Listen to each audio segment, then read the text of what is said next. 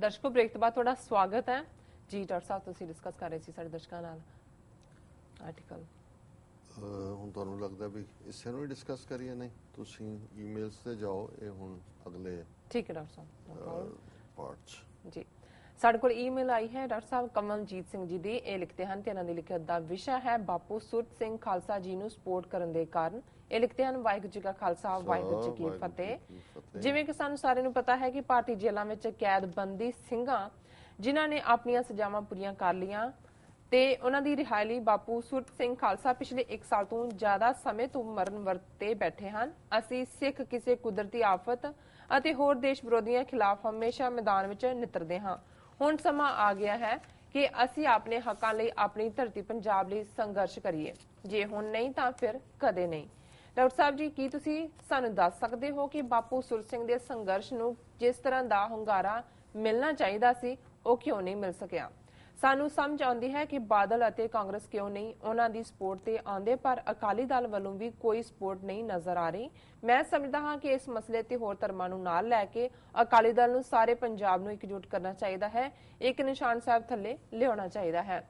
ਭਾਰਤੀ ਇਤਿਹਾਸ ਨਾਲ ਤਜਰਬੇ ਨੂੰ ਦੇਖਦਿਆਂ ਮੈਂ 10 ਕਾਰਨ ਇਕੱਠੇ ਕਰਨ ਦੀ ਕੋਸ਼ਿਸ਼ ਕੀਤੀ ਹੈ। ਹਾਲਾਂਕਿ ਹੋਰ ਵੀ ਕਈ ਕਾਰਨ ਹਨ ਕਿ ਸਾਨੂੰ ਬਾਪੂ ਸੁਰਤ ਸਿੰਘ ਜੀ ਦੀ ਸਪੋਰਟ ਕਿਉਂ ਕਰਨੀ ਚਾਹੀਦੀ ਹੈ। ਪਹਿਲਾ, ਭਾਰਤ ਪਿਛਲੇ 900 ਸਾਲਾਂ ਤੋਂ ਮੁਗਲਾਂ ਅਤੇ ਬਰਤਾਨਵੀ ਹੁਕੂਮਤ ਦਾ ਗੁਲਾਮ ਰਿਹਾ ਹੈ। ਇਹ ਸਿੱਖ ਹੀ ਸਨ ਜਿਨ੍ਹਾਂ ਨੇ ਧਾੜਵੀਆਂ ਤੋਂ ਭਾਰਤ ਦੀ ਰੱਖਿਆ ਲਈ ਆਪਣੀਆਂ ਜਾਨਾਂ ਕੁਰਬਾਨ ਕੀਤੀਆਂ। ਹੁਣ ਅਸੀਂ ਚੀਨ, ਬੰਗਲਾਦੇਸ਼ ਤੇ ਪਾਕਿਸਤਾਨ ਦੇ ਬਾਰਡਰਾਂ ਤੇ ਭਾਰਤ ਦੀ ਰੱਖਿਆ ਕਰਦੇ ਹਾਂ। ਸਾਨੂੰ ਜਾਗਣ ਦੀ ਲੋੜ ਹੈ ਤੇ ਖਾਲਸਾ ਜੀ ਦੇ ਹੱਕ ਵਿੱਚ ਭਾਰਤੀ ਸਿਸਟਮ ਖਿਲਾਫ ਆਵਾਜ਼ ਬੁਲੰਦ ਕਰਨ ਦੀ ਲੋੜ ਹੈ ਤਾਂ ਜੋ ਉਹ ਸਾਡਾ ਪੱਖ ਸਮਝ ਸਕਣ। ਦੂਸਰਾ, ਇਹ ਬਹੁਤ ਮਾੜੀ ਅਤੇ ਦੁਖਦਾਈ ਗੱਲ ਹੈ ਕਿ ਸਿੱਖਾਂ ਨੂੰ ਹਮੇਸ਼ਾ ਹਾਸੋਹੀਣਾ ਅਤੇ ਨਾ ਸਮਝ ਬਣਾ ਕੇ ਪੇਸ਼ ਕੀਤਾ ਜਾਂਦਾ ਹੈ। ਖਾਲਸਾ ਜੀ ਸਿੱਖਾਂ ਦੀ ਸਹਿਣਸ਼ੀਲਤਾ ਦੀ ਗਵਾਹੀ ਭਰਦੇ ਹਨ ਤੇ ਮਨੁੱਖੀ ਅਧਿਕਾਰਾਂ ਦੇ ਘਾਣ ਦੀ ਇਸ ਹਾਲਤ ਵਿੱਚ ਵੀ ਕਾਨੂੰਨੀ ਦਾਇਆਕਾਰ ਵਿੱਚ ਰਹਿੰਦਿਆਂ ਸਬਰ, ਸੰਤੋਖ ਤੇ ਦ੍ਰਿੜਤਾ ਦਾ ਸਬੂਤ ਦਿੱਤਾ ਹੈ। ਅਸੀਂ ਇਕੱਠੇ ਹੋਈਏ ਤੇ ਘੱਟ ਗਿਣਤੀਆਂ ਪ੍ਰਤੀ ਭਾਰਤੀ ਸਿਆਸੀ ਸਿਸਟਮ ਦਾ ਭੱਦਾ ਚਿਹਰਾ ਦੁਨੀਆ ਸਾਹਮਣੇ ਰੱਖੀਏ। ਤੀਸਰਾ, ਇਵੇਂ ਦੀਆਂ ਕਈ ਸਿੱਖ ਵਿਰੋਧੀ ਜਥੇਬੰਦੀਆਂ ਹਨ ਜਿਨ੍ਹਾਂ ਨੂੰ ਸਿੱਖਾਂ ਨੂੰ ਬਦਨਾਮ ਕਰਨ ਲਈ ਭਾਰਤ ਦੀਆਂ ਮੁੱਖ ਸਿਆਸੀ ਪਾਰਟੀਆਂ ਵੱਲੋਂ ਵਿੱਤੀ ਸਹਾਇਤਾ ਦਿੱਤੀ ਜਾਂਦੀ ਹੈ। ਜੇ ਅਸੀਂ ਬਾਪੂ ਸੁਰਤ ਸਿੰਘ ਜੀ ਦੀ ਸਪੋਰਟ ਕਰੀਏ ਤਾਂ ਖਾਲਸਾ ਜੀ ਸਾਨੂੰ ਇੱਕ ਨਿਸ਼ਾਨ ਸਾਹਿਬ ਥੱਲੇ ਇਕੱਠੇ ਕਰ ਸਕਦੇ ਹਨ। ਆਓ ਅਸੀਂ ਇਕੱਠੇ ਹੋ ਕੇ ਸਿੱਖ ਵਿਰੋਧੀ ਜਥੇਬੰਦੀਆਂ ਨੂੰ ਮੂੰਹ ਤੋੜਵਾ ਜਵਾਬ ਦਈਏ। ਚੌਥਾ, ਸਿੱਖ ਫਲਸਫਾ ਸਾਰੀ ਮਨੁੱਖਤਾ ਨੂੰ ਬਿਨਾਂ ਭੇਦਭਾਵ ਤੋਂ ਬਰਾਬਰ ਮੰਨਦਾ ਹੈ। ਜੇ ਅਸੀਂ ਸਿੱਖਾਂ ਵਿੱਚ ਆਪਣੇ ਖੁਦ ਦੇ ਮਸਲਿਆਂ ਤੇ ਖੜ ਨਹੀਂ ਸਕਦੇ, ਫਿਰ ਅਸੀਂ ਗੁਰੂ ਸਾਹਿਬ ਦਾ ਸੁਨੇਹਾ ਕੁੱਲ ਮਨੁੱਖਤਾ ਤੱਕ ਕਿਵੇਂ ਪਹੁੰਚਾ ਸਕਦੇ ਹਾਂ? ਸਾਨੂੰ ਇਸ ਬਾਰੇ ਸੋਚਣ ਦੀ ਲੋੜ ਹੈ। ਅਸੀਂ ਇਕੱਠੇ ਹੋਈਏ ਤੇ ਖਾਲਸਾ ਪਰਿਵਾਰ ਦਾ ਹਿੱਸਾ ਬਣੀਏ। ਪੰਜਵਾਂ, 1929 ਦੀ ਲਾਹੌਰ ਪਾਰਲੀਮੈਂਟ ਵਿੱਚ ਇਹ ਮਤਾ ਪਾਸ ਕੀਤਾ ਗਿਆ ਸੀ ਬਰਤਾਨੀਆ ਅਤੇ ਅਨਵੰਡੇ ਭਾਰਤ ਵਿਚਾਲੇ ਕਿ ਸਿੱਖਾਂ ਨੂੰ ਆਪਣੇ ਵੱਖਰੇ ਖਿੱਤੇ ਦਾ ਹੱਕ ਹੈ ਅਤੇ ਪੰਜਾਬ ਉਹਨਾਂ ਨੂੰ ਮਿਲੇਗਾ, ਜਿੱਥੇ ਸਿੱਖ ਆਪਣੀਆਂ ਨੀਤੀਆਂ ਨਾਲ ਆਜ਼ਾਦੀ ਦਾ ਨਿੱਘ ਮਾਣ ਸਕਣ। ਤੇ ਬਾਅਦ ਵਿੱਚ ਭਾਰਤੀ ਸਿਆਸਤਦਾਨਾਂ ਨੇ ਸਾਡੇ ਨਾਲ ਕੀ ਕੀਤਾ ਸਾਨੂੰ ਸਭ ਨੂੰ ਪਤਾ ਹੈ। ਆਓ ਇਕੱਠੇ ਹੋ ਕੇ ਆਪਣੇ ਹੱਕਾਂ ਲਈ ਲੜੀਏ। ਛੇਵਾਂ, ਚੀਨ, ਪਾਕਿਸਤਾਨ ਅਤੇ ਬੰਗਲਾਦੇਸ਼ ਦੇ ਨਾਲ ਲੱਗਦੇ ਬਾਰਡਰਾਂ ਦੀ ਸਿੱਖਾਂ ਨੇ ਹਮੇਸ਼ਾ ਰੱਖਿਆ ਕੀਤੀ ਹੈ। ਆਪਣੇ ਜੱਦੀ ਘਰ ਪੰਜਾਬ ਦੇ ਹੱਕਾਂ ਵੇਲੇ ਸਾਨੂੰ ਕੀ ਹੋ ਜਾਂਦਾ ਹੈ? ਸਮਾਜਿਕ ਅਤੇ ਨਸ਼ੇ ਦੇ ਮਸਲੇ ਤੇ ਅਸੀਂ ਸੁੱਤੇ ਪਏ ਹਾਂ। ਆਓ ਇਕੱਠੇ ਹੋਈਏ ਤੇ ਪੰਜਾਬ ਨੂੰ ਇਹਨਾਂ ਨਸ਼ਿਆਂ ਦੇ ਸੁਦਾਗਰਾਂ ਤੇ ਪੰਜਾਬ ਵਿਰੋਧੀ ਪਾਰਟੀਆਂ ਤੋਂ ਆਜ਼ਾਦ ਕਰਾਈਏ। ਸੱਤਵਾਂ, ਰੁੱਖੀ ਸੁੱਖੀ ਖਾਈ ਕੇ ਠੰਡਾ ਪਾਣੀ ਪੀਓ, ਦੇਖ ਪਰਾਈਆਂ ਚੋਪੜੀਆਂ ਨਾ ਤਰਸਾਏ ਜੀਓ। ਸਿੱਖ ਇਹਨਾਂ ਸ਼ਬਦਾਂ ਵਿੱਚ ਵਿਸ਼ਵਾਸ ਰੱਖਦਾ ਹੈ। ਵਾਹਿਗੁਰੂ ਜੀ, ਅਸੀਂ ਇੰਨੀ ਨਿਮਰਤਾ ਭਰੀ ਜ਼ਿੰਦਗੀ ਜਿਉਂਦੇ ਸਾਂ ਅਤੇ ਦੁਨੀਆ ਨੂੰ ਵੀ ਇਹੀ ਪ੍ਰਚਾਰਦੇ ਸਾਂ। ਕੁਝ ਗੱਦਾਰਾਂ ਕਰਕੇ ਅੱਜ ਸਾਨੂੰ ਨਸ਼ੇੜੀ ਕਿਹਾ ਜਾਣ ਲੱਗਾ ਅਤੇ ਪੰਜਾਬ ਨੂੰ ਬਦਨਾਮ ਕਰ ਦਿੱਤਾ। ਅੱਠਵਾਂ, ਏਦਾਂ ਦੀਆਂ ਕਈ ਘਟਨਾਵਾਂ ਹੁੰਦੀਆਂ ਹਨ ਜਿਵੇਂ ਦੰਗੇ ਜਿਨ੍ਹਾਂ ਤੇ ਸਾਨੂੰ ਸ਼ਰਮਿੰਦਗੀ ਹੋਣੀ ਚਾਹੀਦੀ ਹੈ ਤੇ ਅਰਦਾਸ ਕਰਨੀ ਚਾਹੀਦੀ ਹੈ ਕਿ ਇਵੇਂ ਦੁਬਾਰਾ ਨਾ ਹੋਵੇ। ਉੜੀਸਾ ਦੇ ਹਿੰਦੂ ਈਸਾਈ ਦੰਗੇ, 1993 ਬੰਬ ਧਮਾਕੇ, ਗੁਜਰਾਤ ਦੰਗੇ, ਸਿੱਖ ਨਸਲਕੁਸ਼ੀ ਅਤੇ ਆਪਰੇਸ਼ਨ ਬਲੂ ਸਟਾਰ ਤੇ ਹੋਰ ਇਹਨਾਂ ਸਾਰੇ ਮਾਮਲਿਆਂ ਵਿੱਚ ਦੋਸ਼ੀਆਂ ਨੂੰ ਫੜਿਆ ਗਿਆ, ਫਾਂਸੀ ਦੀ ਸਜ਼ਾ ਦਿੱਤੀ ਗਈ, ਉਮਰ ਕੈਦ ਹੋਈ। ਪਰ ਸਿੱਖ ਨਸਲਕੁਸ਼ੀ ਦੇ ਮਾਮਲੇ ਵਿੱਚ ਅਜਿਹਾ ਕੁਝ ਵੀ ਨਹੀਂ ਹੋਇਆ, ਬਲਕਿ ਅੰਤ ਵਿੱਚ ਸਿੱਖਾਂ ਨੂੰ ਅੱਤਵਾਦੀ ਬਣਾ ਕੇ ਪੇਸ਼ ਕੀਤਾ ਗਿਆ। ਡਰ ਕੇ ਘਰ ਬੈਠਣ ਨਾਲੋਂ ਸਾਨੂੰ ਭਾਰਤ ਸਰਕਾਰ ਨੂੰ ਸਵਾਲ ਪੁੱਛਣਾ ਚਾਹੀਦਾ ਹੈ। ਆਓ ਇਕੱਠੇ ਹੋ ਕੇ ਇਹਨਾਂ ਨੂੰ ਦੱਸੀਏ ਕਿ ਕੌਣ ਦੇਸ਼ ਭਗਤ ਹੈ ਤੇ ਕਿਸ ਨੂੰ ਸਜ਼ਾਵਾਂ ਹੋਣੀਆਂ ਚਾਹੀਦੀਆਂ ਹਨ। ਨੌਵਾਂ 1947 ਵਿੱਚ ਭਾਰਤ ਅਤੇ ਪਾਕਿਸਤਾਨ ਜਦੋਂ ਵੰਡਿਆ ਗਿਆ ਤਾਂ ਜ਼ਿਆਦਾਤਰ ਸਿੱਖਾਂ ਨੇ ਭਾਰਤ ਵਿੱਚ ਰਹਿਣ ਦਾ ਫੈਸਲਾ ਕੀਤਾ, ਜਦਕਿ ਪੰਜਾਬ ਦਾ ਜ਼ਿਆਦਾਤਰ ਹਿੱਸਾ ਪਾਕਿਸਤਾਨ ਨੂੰ ਦਿੱਤਾ ਗਿਆ। 1966 ਵਿੱਚ ਜਦ ਭਾਰਤ ਨੇ ਭਾਸ਼ਾ ਦੇ ਆਧਾਰ ਤੇ ਸੂਬੇ ਬਣਾਏ ਤਾਂ ਪੰਜਾਬ ਹਰਿਆਣਾ ਅਤੇ ਹਿਮਾਚਲ ਪ੍ਰਦੇਸ਼ ਵਿੱਚ ਵੰਡਿਆ ਗਿਆ। ਅਸੀਂ ਕਿੰਨਾ ਕੁਝ ਸਿਆ ਹੈ ਅਤੇ ਹੋਰ ਕਿੰਨਾ ਕੁਝ ਸਹਾਂਗੇ, ਹੱਦ ਹੁੰਦੀ ਹੈ ਕੋਈ। ਆਓ ਇਕੱਠੇ ਹੋਈਏ, ਸਮਾਂ ਆ ਗਿਆ ਹੈ ਕਿ ਗੁਰੂ ਗੋਬਿੰਦ ਸਿੰਘ ਜੀ ਦੇ ਸਾਜੇ ਖਾਲਸੇ ਦਾ ਜਲੌ ਦਿਖਾਉਣ ਦਾ। 10ਵਾਂ ਰਾਜ ਬਿਨਾ ਧਰਮ ਚਲੇ ਹੈ, ਧਰਮ ਬਿਨਾ ਸਭ ਦਲੇ ਮਲੇ ਹੈ। ਰਾਜ ਬਿਨਾ ਨਹੀਂ ਧਰਮ ਚਲੇ ਹੈ, ਧਰਮ ਬਿਨਾ ਸਭ ਦਲੇ ਮਲੇ ਹੈ। ਗੁਰਫਤਿਹ ਜੀ। ਜੀ ਡਾਕਟਰ ਸਾਹਿਬ। ਹਾਂਜੀ, ਵੀਰ ਕਮਲਜੀਤ ਸਿੰਘ ਜੀ ਦਾ ਬਹੁਤ ਬਹੁਤ ਸ਼ੁਕਰੀਆ, ਜਿਨਨੇ ਵੀਰਵੇ ਨਾਲ ਔਰ ਜਿਵੇਂ ਉਹਨਾਂ ਨੇ ਕੇਸ ਬਿਲਡ ਕੀਤਾ ਹੈ। ਮੈਂ ਸਮਝਦਾ ਵੀ ਮੈਂ ਇਹਦੇ 'ਚ ਕੁਛ ਵੀ ਐਡ ਕਰਨ ਦੀ ਸਮਰੱਥਾ ਨਹੀਂ ਰੱਖਦਾ। ਬੜੀ ਖੂਬਸੂਰਤ ਅੰਗਰੇਜ਼ੀ 'ਚ ਔਰ ਬੜੇ ਚੰਗੇ ਅੰਦਾਜ਼ 'ਚ ਗੁਰਸਿੱਖੀ ਦੀ ਨਿਮਰਤਾ ਨੂੰ ਕਾਇਮ ਰੱਖਦੇ ਆ। ਕੋਈ ਗਾਲੀ ਗਲੋਚ ਨਹੀਂ ਹੈ, ਕੋਈ ਬੇਮਤਲਬ ਜਿਹੜੀ ਹੈ ਰੈਟਰਿਕ ਨਹੀਂ ਹੈ, ਔਰ ਤੱਥਾਂ ਤੇ ਆਧਾਰਿਤ ਤੇ ਆਪਣਾ ਉਹਨਾਂ ਨੇ ਕੇਸ ਕੌਮ ਦਾ ਦਿੱਤਾ ਔਰ ਉਹਦਾ ਆਧਾਰ ਉਹਨਾਂ ਨੇ ਇਹੀ ਰੱਖਿਆ ਵੀ ਅਸੀਂ ਬਾਪੂ ਸੂਰਤ ਸਿੰਘ ਉਹਨਾਂ ਦੇ ਜਿਹੜਾ ਮੁੱਦਾ ਉਹਨਾਂ ਨੇ ਸਿਆਸੀ ਕੈਦੀਆਂ ਦੀ ਰਿਹਾਈ ਦਾ ਰੱਖਿਆ, ਉਸ ਦੇ ਉੱਤੇ ਕੌਮ ਕਿਉਂ ਨਹੀਂ ਇਕੱਠੀ ਹੋਈ। ਉਹਨਾਂ ਨੇ ਸ਼੍ਰੋਮਣੀ ਅਕਾਲੀ ਦਲ ਅੰਮ੍ਰਿਤਸਰ ਦਾ ਜ਼ਿਕਰ ਵੀ ਕੀਤਾ ਔਰ ਉਹਨਾਂ ਨੇ ਕਿਹਾ ਕਿ ਵੀ ਇਹ ਬਾਕੀਆਂ ਨੇ ਤਾਂ ਸਪੋਰਟ ਨਹੀਂ ਕਰਨਾ, ਪਰ ਇਹ ਸਿੱਖਾਂ ਵੱਲੋਂ ਵੀ ਜਿਹੜਾ ਕਿਉਂ ਨਹੀਂ ਇਸ ਦੇ ਉੱਤੇ ਅਸੀਂ ਯੂਨਾਈਟ ਹੋਏ ਜਾਂ ਹੁੰਦੇ ਔਰ ਇੱਕ ਨਿਸ਼ਾਨ ਸਾਹਿਬ ਥੱਲੇ ਇਕੱਠੇ ਹੁੰਦੇ।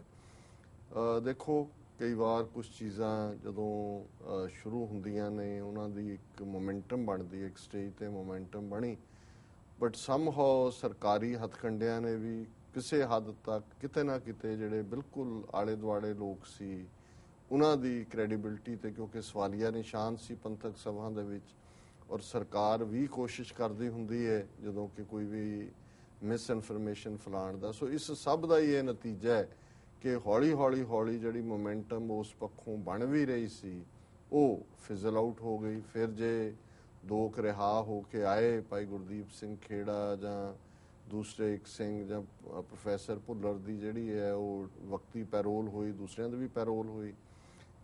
ਸੋ ਉਹਨਾਂ ਦੇ ਉੱਤੇ ਵੀ ਫਿਰ ਇਸ ਕਿਸਮ ਦਾ ਕ੍ਰੈਡਿਟ ਲੈਣ ਦੀ ਦੌੜ, ਬਾਦਲ ਕਹਿ ਸੁਖਬੀਰ ਬਾਦਲ, ਕੋਈ ਹੋਰ, ਤੇ ਉੱਥੇ ਹੋਰ ਵੀ ਕਰੈਕਟਰ ਨੇ ਜਿਹੜੇ ਹੁਣ ਮਰਿਆਦਾ ਬਦਲਣਾ ਚਾਹੁੰਦੇ ਨੇ ਔਰ ਦੂਸਰੇ।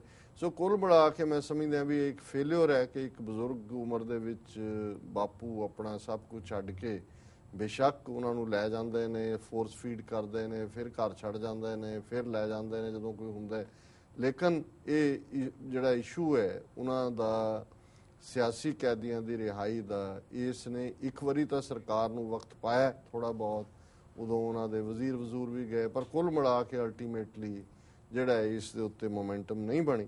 ਪਰ ਮੈਂ ਸਮਝਦਾ ਵੀ ਜਿਵੇਂ ਉਹਨਾਂ ਨੇ 10 ਨੁਕਤੇ ਇਹ ਸਾਰੇ ਉੱਤੇ ਡਿਸਕਸ ਕੀਤੇ ਨੇ, ਉਹ ਕੁੱਲ ਮਿਲਾ ਕੇ ਸਾਡੀ ਤਰਾਸਦੀ ਵੀ, ਸਾਡੀ ਜਿਹਨੂੰ ਅਲਗਰਜ਼ੀ ਵੀ ਅਸੀਂ ਕਹੀਏ ਕਿ ਭਾਈ ਆਪਣਾ ਭੱਜੇ ਹੋਣਾ ਆਪਣੇ ਨਿਸ਼ਾਨੇ ਤੋਂ, ਔਰ ਸਾਡੀ ਪਹੁੰਚ ਵੀ ਜਿਹੜੀ ਹੈ ਉਸ ਨੂੰ ਬੇਨਕਾਬ ਕਰਦੇ ਨੇ। ਮੈਂ ਇਹਦੇ ਚ ਵੇਰ ਵਿੱਚ ਤਾਂ ਨਹੀਂ ਜਾਣਾ ਚਾਹੁੰਦਾ ਜੀ, ਪਰ ਉਹਨਾਂ ਨੇ ਜਿਹੜੇ ਇਹਨਾਂ 10 ਨੁਕਤਿਆਂ ਦੇ ਉੱਤੇ ਕਨਕਲੂਜਨ ਦੇ ਉੱਤੇ ਦਿੱਤੇ ਨੇ। ਜਿਵੇਂ ਪਹਿਲਾ ਨੁਕਤਾ ਉਹਨਾਂ ਨੇ ਕਿਹਾ ਕਿ ਭਾਈ ਇਹ ਤਾਂ 900 ਸਾਲ ਦੇ ਗੁਲਾਮ ਸੀ ਮੁਗਲਾਂ ਔਰ ਬ੍ਰਿਟਿਸ਼ਰਸ ਦੇ, ਅਸੀਂ ਇਹਨਾਂ ਨੂੰ ਆਜ਼ਾਦੀ ਦਿਵਾਈ, ਔਰ ਉਹਨਾਂ ਨੇ ਕਿਹਾ let's wake up and support Khalsa ji against Indian system to make them realise our voice, ਕਿ ਇਹ ਤਾਂ ਗੁਲਾਮ ਸੀ, ਅੱਜ ਅਸੀਂ ਇਹਨਾਂ ਦੇ ਥੱਲੇ ਅਸੀਂ ਜਾਗੀਏ ਔਰ ਇਹਨਾਂ ਨੂੰ ਝੰਜੋੜ ਕੇ ਦੱਸੀਏ ਕਿ ਅਸੀਂ ਕੌਣ ਹੈ। ਇਸੇ ਤਰ੍ਹਾਂ ਦੂਸਰਾ ਉਹਨਾਂ ਨੇ ਕਿਹਾ ਕਿ ਭਾਈ ਸਾਨੂੰ ਫਨੀ, ਸਟੀਰੀਓਟਾਈਪ, ਜੋਕਰ ਦੂਜਾ ਬਣਾਇਆ ਹੁੰਦਾ, let's come together and show world ਦਾ true colour of Indian political system towards minority, ਕਿ ਇਹਨਾਂ ਦੇ ਸਿਆਸੀ ਸਿਸਟਮ ਦਾ ਘੱਟ ਗਿਣਤੀ ਪ੍ਰਤੀ ਕੀ ਰਵੱਈਆ ਹੈ, ਇਕੱਠੇ ਹੋ ਕੇ ਦੁਨੀਆ ਨੂੰ ਦੱਸੀਏ। ਫਿਰ ਉਹਨਾਂ ਨੇ ਕਿਹਾ ਬਹੁਤ ਸਾਰੀਆਂ ਗੈਰ ਸਿੱਖ ਜਿਹੜੀਆਂ ਨੇ ਸਿੱਖ ਵਿਰੋਧੀ ਸੰਸਥਾਵਾਂ ਨੇ, ਪੋਲੀਟੀਕਲ ਪਾਰਟੀਆਂ ਨੇ, ਸਿੱਖਾਂ ਨੂੰ ਬਦਨਾਮ ਕਰਨ ਲਈ ਉਹ ਯਤਨ ਕਰਦੀਆਂ ਨੇ। If we all support Khalsa ji, will help us to bring all Sikh community under one Nishan Sahib. Let's come together and defeat anti-Sikh organizations. कि ਅਸੀਂ ਇਕੱਠੇ ਹੋ ਕੇ ਇਹਨਾਂ ਦਾ ਮੂੰਹ ਭੰਨੀਏ। ਫਿਰ ਉਹਨਾਂ ਨੇ ਕਿਹਾ ਸਿੱਖੀ ਕਿ ਇੱਕ ਇਨਸਾਨੀਅਤ ਮਾਨਸ ਕੀ ਜਾਤ ਸਭ ਹੈ, ਇੱਕ ਹੈ ਪਹਿਚਾਨ ਵੀ ਸਿਖਾਉਂਦੀ ਹੈ। Let's unite and become one family. ਅਸੀਂ ਕਿਉਂ ਗੁਰੂ ਸਾਹਿਬ ਦੇ ਆਸ਼ੇ ਮੁਤਾਬਕ ਕੌਮ ਇਕੱਠੀ ਹੋ ਕੇ ਆਪਣੇ ਹੱਕਾਂ ਲਈ ਨਹੀਂ ਲੜ ਸਕਦੀ। ਜੀ। ਫਿਰ ਉਹਨਾਂ ਨੇ 1929 ਦੀ ਗੱਲ ਕੀਤੀ ਕਿ ਕਿਵੇਂ ਲਾਹੌਰ ਪਾਰਲੀਮੈਂਟ ਸੈਸ਼ਨ ਦੇ ਵਿੱਚ ਸਿੱਖਾਂ ਦੇ ਨਾਲ ਇਕਰਾਰ ਕੀਤਾ ਸੀ ਕਿ ਉਹਨਾਂ ਨੂੰ ਆਪਣਾ ਸੰਵਿਧਾਨ, ਆਪਣਾ ਦੇਸ਼ ਮਿਲੇਗਾ। Let's come together and fight for our own rights, ਕਿ ਵੀ ਅਸੀਂ ਇਕੱਠੇ ਹੋਈਏ, ਆਪਣੇ ਹੱਕਾਂ ਲਈ ਲੜੀਏ। ਫਿਰ ਉਹਨਾਂ ਨੇ ਕਿਹਾ ਕਿ ਭਾਈ ਅਸੀਂ ਹਮੇਸ਼ਾ ਭਾਰਤ ਦੀ ਪਾਕਿਸਤਾਨ, ਚੀਨ, ਬੰਗਲਾਦੇਸ਼ ਜੰਗਾਂ ਮੌਕੇ ਮਦਦ ਕੀਤੀ ਹੈ, ਪਰ ਅੱਜ ਅਸੀਂ ਆਪਣੇ ਹੱਕਾਂ ਦੇ ਲਈ ਜਿਹੜਾ ਆਪਣੀ ਪੰਜਾਬ ਦੀ ਧਰਤੀ ਲਈ ਕਿਉਂ ਨਹੀਂ ਖਲੋ ਸਕਦੇ। ਅੱਜ ਪੰਜਾਬ 'ਚ ਡਰੱਗ ਮਾਫੀਆ ਔਰ ਐਂਟੀ ਸੋਸ਼ਲ ਪਾਰਟੀਜ਼ ਨੇ। Let's come together to free Punjab from anti social parties and drug mafia, ਕਿ ਆਓ ਇਕੱਠੇ ਹੋਈਏ, ਇਹਨਾਂ ਤੋਂ ਆਜ਼ਾਦ ਕਰਾਈਏ। ਫਿਰ ਉਹਨਾਂ ਨੇ ਕਿਹਾ ਵੀ ਸਿੱਖ ਤਾਂ ਬਾਬਾ ਫਰੀਦ ਦੇ ਇਸ ਫਰਮਾਨ 'ਚ ਯਕੀਨ ਰੱਖਦੇ ਨੇ, ਰੁੱਖੀ ਸੁੱਖੀ ਖਾਏ ਕੇ ਠੰਡਾ ਪਾਣੀ ਪੀਓ, ਦੇਖ ਪਰਾਈਆਂ ਚੋਪੜੀਆਂ ਨਾ ਤਰਸਾਏ ਜੀਓ। ਪਰ ਅੱਜ ਸਾਡੀ ਹਿਊਮਿਲਿਟੀ ਕਿੱਥੇ ਗਈ, ਕਿਉਂਕਿ ਸਾਡੇ ਵਿਚਲੇ ਕੁਝ ਗੱਦਾਰ ਜਿਹੜੇ ਨੇ ਉਹ ਅਲਕੋਹਲਿਕ ਸ਼ਰਾਬੀ ਹੋ ਗਏ, ਡਰੱਗ ਐਡਿਕਟ ਬਣ ਗਏ, ਔਰ ਇਹ ਕਿਰਤੀਆਂ ਦੀ ਕੌਮ ਨੂੰ ਉਹਨਾਂ ਨੇ ਬਦਨਾਮ ਕੀਤਾ। ਔਰ 8ਵਾਂ ਨੁਕਤਾ ਉਹਨਾਂ ਨੇ ਕਿਹਾ ਕਿ ਭਾਈ ਬਹੁਤ ਸਾਰੀ ਥਾਵਾਂ ਤੇ ਰਾਇਟ ਹੁੰਦੇ ਨੇ, ਗੁਜਰਾਤ 'ਚ ਹੋਏ, ਦੂਸਰੇ ਉਹਨਾਂ ਨੇ ਉੜੀਸਾ ਦੀ ਗੱਲ ਕੀਤੀ, ਈਸਾਈਆਂ ਦੀ, ਪਰ ਸਭ ਨੂੰ ਸਜ਼ਾ ਮਿਲੀ। ਜਿਹੜੇ ਸਿੱਖਾਂ ਨਾਲ ਹੋਏ ਉਹਨਾਂ, ਮੈਂ ਸਮਝਦਾ ਵੀ ਇੱਥੇ ਮੈਂ ਥੋੜੀ ਕਰੈਕਸ਼ਨ ਕਰਨੀ ਚਾਹਾਂਗਾ, ਜੇ ਗੁਜਰਾਤ 'ਚ 2002 'ਚ ਹੋਈ ਤੇ ਅਸਲੀ ਮੋਦੀ ਉਹ ਪ੍ਰਾਈਮ ਮਿਨਿਸਟਰ ਬਣਿਆ। ਇਸੇ ਤਰ੍ਹਾਂ ਉੜੀਸਾ ਦੇ ਵਿੱਚ ਵੀ ਜਿਹੜੇ ਅਸਲ ਮਾਸਟਰਮਾਈਂਡ ਨੇ RSS ਔਰ ਹਿੰਦੂਤਵੀ, ਉਹਨਾਂ ਨੂੰ ਸਜ਼ਾ ਨਹੀਂ ਹੁੰਦੀ। ਵੈਸੇ ਤਾਂ ਨਵੰਬਰ 84 ਦੇ ਵੀ ਉਹਨਾਂ ਨੇ 20-25 ਨੂੰ ਸਜ਼ਾ ਕੀਤੀ ਹੋਈ ਹੈ ਕਿ ਫਲਾਣਾ ਕਸ਼ੂਰੀ ਤੇ ਫਲਾਣਾ। ਸੋ ਇਹ ਘੱਟ ਗਿਣਤੀਆਂ ਦੇ ਮਾਮਲੇ 'ਚ ਸਿੱਖਾਂ ਦੇ ਵੀ ਔਰ ਈਸਾਈਆਂ ਮੁਸਲਮਾਨਾਂ ਦੇ ਜਿਹੜੇ ਰੀਅਲ ਦੋਸ਼ੀ ਨੇ ਉਹਨਾਂ ਨੂੰ ਸਜ਼ਾ ਨਹੀਂ ਹੁੰਦੀ। ਸੋ ਉਹਨਾਂ ਨੇ ਕਿਹਾ ਕਿ ਭਾਈ ਅਸੀਂ ਇਕੱਠੇ ਹੋਈਏ ਔਰ ਇਹਨਾਂ ਲੋਕਾਂ ਨੂੰ ਸਜ਼ਾਵਾਂ ਦਿਵਾਉਣ ਲਈ ਕੰਮ ਕਰੀਏ। 9ਵਾਂ ਨੁਕਤਾ ਉਹਨਾਂ ਨੇ ਕਿਹਾ ਕਿ ਭਾਈ 1947 'ਚ ਜਦੋਂ ਇੰਡੀਆ ਪਾਕਿਸਤਾਨ ਬਣਿਆ, ਅਸੀਂ ਬਹੁਤ ਸਾਰੇ ਸਿੱਖਾਂ ਪੰਜਾਬੀਆਂ ਨੇ ਅਸੀਂ ਪੰਜਾਬ ਨੂੰ ਆਪਣਾ ਘਰ ਚੁਣਿਆ, ਤੇ ਜਦੋਂ ਭਾਰਤ ਨੇ 1966 'ਚ ਅੱਗੋਂ ਫਿਰ ਪੰਜਾਬ ਦੀ ਵੰਡ ਕੀਤੀ ਤੇ ਫਿਰ ਅਸੀਂ ਸਫ਼ਰ ਕੀਤਾ। ਉਹਨਾਂ ਨੇ ਕਿਹਾ ਕਿ how much have we faced and will face, enough has the limit, ਕਿੰਨੀ ਕੁ ਦੇਰ ਹੋਰ ਅਸੀਂ ਤਕਲੀਫਾਂ ਸਹਾਰਦੇ ਰਾਂਗੇ। Let's come together, time to act now and show the spirit of Khalsa once created by Shri Guru Gobind Singh ji, ਕਿ ਅਸੀਂ ਇਕੱਠੇ ਹੋਈਏ ਔਰ ਖਾਲਸੇ ਦੀ ਸਪਿਰਿਟ ਦਿਖਾਈਏ। ਔਰ 10ਵਾਂ ਉਹਨਾਂ ਨੇ ਬਿਲਕੁਲ ਤਤਸਾਰ ਕੱਢਿਆ ਕਿ ਰਾਜ ਬਿਨਾ ਨਹਿ ਧਰਮ ਚਲੇ ਹੈ, ਧਰਮ ਬਿਨਾ ਸਭ ਦਲੇ ਮਲੇ ਹੈ, ਕਿ ਅਲਟੀਮੇਟਲੀ ਜੇ ਤੁਹਾਡੇ ਕੋਲ ਪੋਲੀਟੀਕਲ ਪਾਵਰ ਨਹੀਂ ਹੈ ਤੇ ਤੁਸੀਂ ਆਪਣੀਆਂ ਧਰਮ ਦੀਆਂ ਕਦਰਾਂ ਕੀਮਤਾਂ ਵੀ ਕਾਇਮ ਨਹੀਂ ਰੱਖ ਸਕਦੇ। ਤੇ ਜੇ ਧਰਮ ਨਹੀਂ ਰਹੇਗਾ ਤੇ ਮਨੁੱਖਤਾ ਦੇ ਵਿੱਚ ਗਿਰਾਵਟ ਹੋਏਗੀ, ਦਲੇ ਮਲੇ ਹੈ, ਜ਼ੁਲਮ ਹੋਣਗੇ, ਉੱਪਰ ਥੱਲੇ ਹੋਏਗਾ। ਔਰ ਅਸੀਂ ਜਿਹੜਾ ਵੀਰ ਕਮਲਜੀਤ ਸਿੰਘ ਜੀ ਦਾ ਸ਼ੁਕਰੀਆ ਅਦਾ ਕਰਦੇ ਹਾਂ ਕਿ ਉਹਨਾਂ ਨੇ ਬੜਾ ਬਿਊਟੀਫੁਲੀ ਕੌਮ ਨੂੰ ਮੈਸੇਜ ਦਿੱਤਾ ਹੈ, ਕੌਮੀ ਆਜ਼ਾਦੀ ਦਾ ਔਰ ਇਕਸੁਰਤਾ ਦੇ ਨਾਲ ਆਪਣੇ ਹੱਕਾਂ ਨੂੰ ਹਾਸਲ ਕਰਨ ਦਾ। ਜੀ ਡਾਕਟਰ ਸਾਹਿਬ, ਹੁਣ ਤੁਸੀਂ ਸਾਡੇ ਦਰਸ਼ਕਾਂ ਨੂੰ ਦੱਸੋ ਅੱਜ ਦਾ ਵਿਚਾਰ। ਅੱਜ ਗੱਲ 2 ਸੈਗਮੈਂਟ 'ਚ ਮੁੱਕ ਗਈ ਹੈ ਜੀ ਡਾਕਟਰ ਸਾਹਿਬ। ਅੱਜ ਦੇ ਵਿਚਾਰ ਲਈ ਅਸੀਂ ਸ਼ਲੋਕ ਸਹਿਸਕ੍ਰਿਤੀ ਮਹੱਲਾ 5ਵਾਂ ਦੇ ਸ਼ਲੋਕ ਨੰਬਰ 64 ਨੂੰ ਚੁਣਿਆ ਜੀ। ਪੰਜਵੇਂ ਪਾਤਸ਼ਾਹ ਦਾ ਇਹ ਹੈ, ਤ੍ਰਿਣੰਗ ਤਾਂ ਮੇਰੰਗ ਸਹਿਕੰਗ ਤਾਂ ਹਰੀਅੰਗ ਬੂਢੰਗ ਤਾਂ ਤਰੀਅੰਗ ਊਣੰਗ ਤਾਂ ਭਰੀਅੰਗ ਅੰਧਕਾਰ ਕੋਟ ਸੂਰ ਉਜਾਰੰਗ ਬਿਨਵੰਤ ਨਾਨਕ ਹਰ ਗੁਰ ਦਿਆਰੰਗ। ਇਸ ਸ਼ਲੋਕ ਦੇ ਵਿੱਚ ਕਿਵੇਂ ਰੱਬ ਦੇ ਵਿੱਚ ਵਿਸ਼ਵਾਸ, ਨਿਰੰਕਾਰ ਦੇ ਨਾਲ ਇਕਮਿਕਤਾ ਸਾਨੂੰ ਕਿਵੇਂ ਉੱਪਰ ਚੁੱਕਦੀ ਹੈ। ਇਵੇਂ ਹੀ ਹੈ ਜਿਵੇਂ ਅਸੀਂ ਬਾਣੀ 'ਚ ਪੜ੍ਹਦੇ ਹਾਂ, ਪਿੰਗਲ ਪਰਬਤ ਪਾਰ ਪਰੇ ਖਲ ਚਤਰਬ ਕੀਤਾ ਮਹਿਮਾ ਸਾਧੂ ਸੰਗ ਕੀ ਸੁਨਹੋ ਮੇਰੇ ਮੀਤ, ਕਿ ਜਿਹੜਾ ਪਿੰਗਲਾ ਹੈ ਉਹ ਪਹਾੜ ਚੜ੍ਹ ਸਕਦਾ, ਜਿਹੜਾ ਖਲ ਕਹਿੰਦੇ ਨੇ ਮਹਾਮੂਰਖ, ਚਤਰ ਕਹਿੰਦੇ ਨੇ ਸਿਆਣੇ ਨੂੰ, ਜਿਹੜਾ ਮਹਾਮੂਰਖ ਹੈ ਉਹ ਸਿਆਣਾ ਹੋ ਸਕਦਾ, ਕਿ ਰੱਬ ਦੀ ਜਿਹੜੀ ਯਾਦ, ਰੱਬ ਦੇ ਬੰਦਿਆਂ ਦੀ ਸੰਗਤ ਜੁੜ ਕੇ ਇਹੋ ਜਿਹਾ ਕ੍ਰਿਸ਼ਮਾ ਵਾਪਰ ਸਕਦਾ ਹੈ। ਔਰ ਇਹੀ ਗੁਰੂ ਅਰਜਨ ਸਾਹਿਬ ਨੇ ਇਸ ਸ਼ਲੋਕ 'ਚ ਯਾਦ ਕਰਵਾਇਆ ਕਿ ਜਦੋਂ ਅਸੀਂ ਸਤਿਗੁਰੂ ਦੀ ਚਰਨ ਸ਼ਰਨ ਲੈਂਦੇ ਹਾਂ, ਗੁਰੂ ਦੇ ਨਾਲ ਜੁੜਦੇ ਹਾਂ, ਤ੍ਰਿਣੰਗ ਤਾਂ ਮੇਰੰਗ, ਤ੍ਰਿਣ ਕਹਿੰਦੇ ਨੇ ਤੀਲੇ ਨੂੰ, ਮੇਰ ਹੈ ਮੇਰੂ ਪਰਬਤ, ਸੁਮੇਰ ਪਰਬਤ, ਕੋਈ ਕੈਲਾਸ਼, ਹਿਮਾਲਿਆਜ਼ ਹੀ ਤੁਸੀਂ ਕਹਿ ਲਓ, ਮਾਊਂਟ ਐਵਰੈਸਟ ਕਹਿ ਲਓ, ਉਹ ਸਾਰੀ ਜਿਹੜੀ ਰੇਂਜ ਹੈ ਉਹਨਾਂ ਦੇ ਵਿੱਚ ਹੀ ਸ਼ਿਵ ਜੀ ਬੈਠੇ ਆ ਉੱਥੇ। ਪਰ ਮੇਰ ਪਰਬਤ, ਸੁਮੇਰ ਪਰਬਤ ਦੀ ਗੱਲ ਹੁੰਦੀ ਹੈ, ਕੁਬੇਰ ਵੀ ਕਹਿੰਦੇ ਨੇ।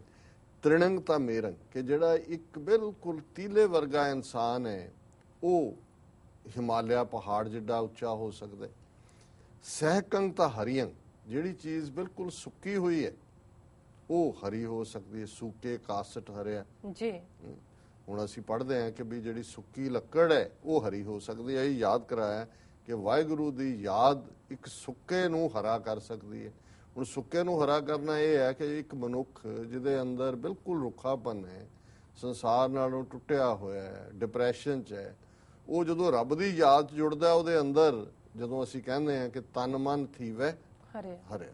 ਹੁਣ ਇਹ ਹਰਾ ਹੋਣਾ ਕੀ ਹੈ? ਚਾਅ 'ਚ ਹੋਣਾ, ਉਤਸ਼ਾਹ 'ਚ ਹੋਣਾ, ਆਨੰਦ 'ਚ ਹੋਣਾ। ਬੂਡਨ ਤਾਂ ਤਰੀਆਂ। ਹੁਣ ਜਿਹੜੇ ਰੱਬ ਦੀ ਯਾਦ ਵਾਲਾ ਜੇ ਡੁੱਬ ਰਿਹਾ, ਮਤਲਬ ਉਸ ਦਾ ਜੀਵਨ ਤੋਂ ਭਰੋਸਾ ਉੱਠਿਆ ਹੋਇਆ, ਤਰੀਆਂ ਉਹ ਖਲੋ ਜਾਂਦਾ, ਉਹ ਤਰ ਜਾਂਦਾ। ਊਣੰਗ ਤਾਂ ਭਰੀਆਂ। ਊਣੰਗ ਅਸੀਂ ਜਿਵੇਂ ਕਹਿੰਦੇ ਕਿ ਬਈ ਊਣਾ ਹੈ। ਹੁਣ ਊਣੰਗ ਦਾ ਮਤਲਬ ਜਿਹੜਾ ਖਾਲੀ ਹੈ, ਤੇ ਭਰੀਆਂ ਭਰਿਆ ਹੋਇਆ, ਕਿ ਜਿਹੜਾ ਬਿਲਕੁਲ ਖਾਲੀ ਹੈ, ਜਿਹਦੇ ਜੀਵਨ ਦੇ ਅੰਦਰ ਕੋਈ ਪ੍ਰਯੋਜਨ ਨਹੀਂ, ਐਵੇਂ ਨਸਿਆ ਭੱਜਿਆ ਫਿਰਦਾ, ਉਹ ਭਰਿਆ ਭਕੁੰਨਾ ਹੋ ਸਕਦਾ, ਉਹਦੇ ਅੰਦਰ ਜੀਵਨ ਦਾ ਪ੍ਰਯੋਜਨ ਆ ਜਾਂਦਾ ਜੀ। ਅੰਧਕਾਰ ਕੋਟ ਸੂਰ ਉਜਾਰ, ਜਿਹੜਾ ਬਿਲਕੁਲ ਅੰਨ੍ਹਾ ਹੈ, ਉਸ ਦੇ, ਇਹ ਮਾਨਸਿਕਤਾ ਦੀ ਗੱਲ ਹੈ, ਉਸ ਦੇ ਅੰਦਰ ਕਰੋੜਾਂ ਸੂਰਜਾਂ ਦਾ ਚਾਨਣ ਹੋ ਸਕਦਾ। ਹੁਣ ਜਦੋਂ ਅਸੀਂ ਕਹਿੰਦੇ ਹਾਂ ਕਿ ਭਾਈ ਇੱਥੇ ਚਾਨਣ ਹੁੰਦੇ ਆ, ਗੁਰ ਬਿਨ ਘੋਰ ਅੰਧਾਰ। ਔਰ ਜੇ ਗੁਰੂ ਇੱਕ ਸੂਰਜ ਹੈ, ਤੇ ਜਦੋਂ ਗੁਰੂ ਰੂਪੀ ਸੂਰਜ ਸਾਡੇ ਅੰਦਰ ਚੜ੍ਹਦਾ ਹੈ, ਗੁਰੂ ਦਾ ਚਾਨਣ ਹੁੰਦਾ ਹੈ, ਜੇ 100 ਚੰਦਾ ਉਗਵੇ ਸੂਰਜ ਚੜੇ 1000, ਇੱਥੇ ਚਾਨਣ ਹੁੰਦੇ ਆ ਗੁਰ ਬਿਨ ਘੋਰ ਅੰਧਾਰ। ਹੁਣ ਇੱਥੇ ਗੁਰੂ ਸਾਹਿਬ ਯਾਦ ਕਰਵਾਉਂਦੇ ਨੇ ਅੰਧਕਾਰ ਜਿਹੜਾ ਬਿਲਕੁਲ ਹਨੇਰੇ 'ਚ ਹੈ, ਕੋਟ ਸੂਰ ਉਜਾਰੰ, ਉਹਦੇ ਅੰਦਰ ਗਿਆਨ ਦੇ ਕਰੋੜਾਂ ਸੂਰਜ ਲਟ ਲਟ ਕਰਦੇ ਬਲਦੇ ਨੇ। ਬਿਨਵੰਤ ਨਾਨਕ ਹਰ ਗੁਰ ਦਿਆਰੰ। ਪੰਜਵੇਂ ਪਾਤਸ਼ਾਹ ਕਹਿੰਦੇ ਨੇ, ਬੇਨਤੀ ਨੂੰ ਮਾਂ ਉਹਨਾਂ ਦੀ ਅਰਜ਼ੋਈ ਹੈ ਕਿ ਹਰ ਗੁਰ ਦਿਆਰੰ, ਕਿ ਜੇ ਨਿਰੰਕਾਰ ਦੀ ਦਇਆ ਹੋਏ, ਜੇ ਨਿਰੰਕਾਰ ਮਿਹਰ ਦੇ ਘਰ ਚ ਆਣ, ਜੇ ਨਿਰੰਕਾਰ ਤੁੱਠਣ, ਜੇ ਨਿਰੰਕਾਰ ਬਖਸ਼ਿਆਂ ਦੇ ਘਰ ਚ ਆਣ, ਤਾਂ ਤਿਨਕਾ ਪਹਾੜ ਬਣ ਸਕਦਾ ਹੈ, ਸੁੱਕਾ ਹਰਿਆ ਹੋ ਜਾਂਦਾ ਹੈ, ਡੁੱਬਦਾ ਤਰ ਜਾਂਦਾ ਹੈ, ਊਣਾ ਭਰ ਜਾਂਦਾ ਹੈ। ਜਿਹੜਾ ਹਨੇਰੇ 'ਚ ਹੈ ਉਸ ਦੇ ਅੰਦਰ ਕਰੋੜਾਂ ਸੂਰਜ ਜਿਹੜੇ ਨੇ ਉਹ ਉਗਦੇ ਨੇ, ਔਰ ਇਹ ਨਿਰੰਕਾਰ ਦੀ ਦਇਆ, ਰਹਿਮਤ, ਉਸ ਦੀ ਬਖਸ਼ਿਸ਼ ਦੇ ਉੱਤੇ ਨਿਰਭਰ ਕਰਦਾ ਹੈ। ਸੋ ਇਹ ਅੱਜ ਦਾ ਵਿਚਾਰ ਹੈ ਜੀ। ਡਾਕਟਰ ਸਾਹਿਬ ਤੁਹਾਡਾ ਬਹੁਤ ਬਹੁਤ ਸ਼ੁਕਰੀਆ, ਤੁਸੀਂ ਅੱਜ ਦਾ ਵਿਚਾਰ ਸਾਡੇ ਦਰਸ਼ਕਾਂ ਨਾਲ ਸਾਂਝਾ ਕੀਤਾ। ਇਸ ਨੇ ਆਪਣੇ ਵਿਊਅਰਸ ਕੋਲ ਲੈਣੇ ਇਜਾਜ਼ਤ। ਵਿਊਅਰਸ, ਸਾਡੇ ਪ੍ਰੋਗਰਾਮ ਦਾ ਸਮਾਂ ਇੱਥੇ ਸਮਾਪਤ ਹੁੰਦਾ। ਤੁਸੀਂ ਆਪਣੀ ਰਾਏ ਤੇ ਸੁਝਾਅ ਸਾਨੂੰ ਭੇਜਣਾ ਭੁੱਲਣਾ ਸਾਡੇ ਇਸ ਪਤੇ ਤੇ sos@tv84.tv ਤੇ ਅਸੀਂ ਆਪਣਾ ਪ੍ਰੋਗਰਾਮ ਲੈ ਕੇ ਫਿਰ ਦੁਬਾਰਾ ਹਾਜ਼ਰ ਹੋਵਾਂਗੇ। ਤਦ ਤੱਕ ਲਈ ਮੈਨੂੰ ਤੇ ਆਪਣੇ ਨਾਲ ਆਗਿਆ ਦਿਓ। ਦੇਖਦੇ ਰਹੋ TV84, ਬੁਲਾ ਦਿਓ ਫਤਿਹ। ਵਾਹਿਗੁਰੂ ਜੀ ਕਾ ਖਾਲਸਾ, ਵਾਹਿਗੁਰੂ ਜੀ ਕੀ ਫਤਿਹ।